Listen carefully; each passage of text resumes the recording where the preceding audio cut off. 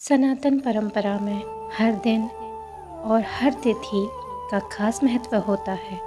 इसी तरह जन्माष्टमी के बाद श्री कृष्ण जी की छठी का भी बहुत महत्व है।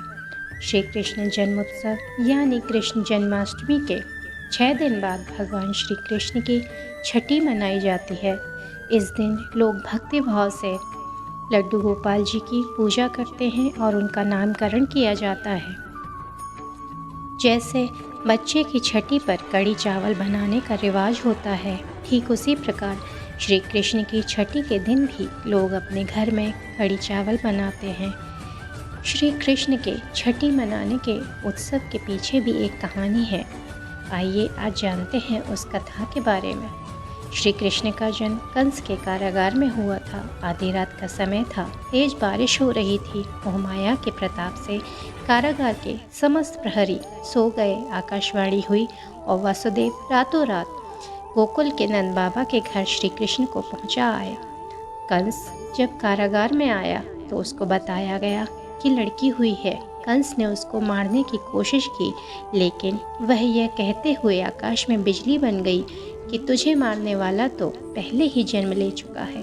कंस ने पूतना को आदेश दिया कि जितने भी 6 दिन के बच्चे हैं उनको मार दिया जाए। पूतना जब गोकुल पहुंची तो माता यशोदा ने कृष्ण को छिपा दिया।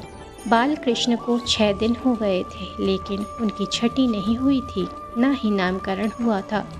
कृष्ण के 6 दिन पूरे हो जाने के बाद जब यशोदा ने 6 दिन के बच्चों को मारने की सूचना सुनी तो वह बहुत घबरा गईं। इसके बाद माता यशोदा ने माता पार्वती का ध्यान किया और उनसे कान्हा की सुरक्षा की प्रार्थना की। माता पार्वती की एक शक्ति कृतिका सूर्य की किरण है। उन्होंने ही कार्तिकेय भगवान का पालन पोषण किया था।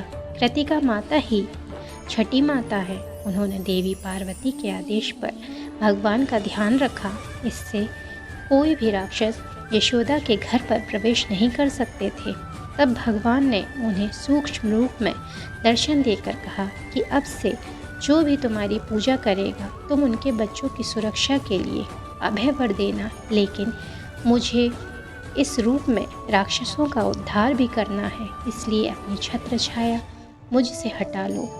कालांतर में यशोदा माता ने कान्हा के जन्म से 364 दिन बाद सप्तमी के दिन छठी पूजन किया। तभी से श्री कृष्ण की छठी मनाई जाने लगी।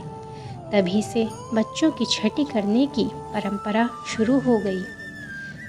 कृतिका माता ने भले ही भगवान के आदेश पर उनकी रक्षा नहीं की और राक्षसों का उद्धार होने दिया, लेकिन यशोदा माता का छठी पूजा व्यर्थ नहीं गई। उनके ही बाद से आज भी बच्चों के जन्म के बाद छठी पूजन की परंपरा जारी है। बच्चों के जन्म के 6 दिन बाद छठी पूजन उनकी सुरक्षा और आरोग्य के लिए किया जाता है। जय जय श्री राधे।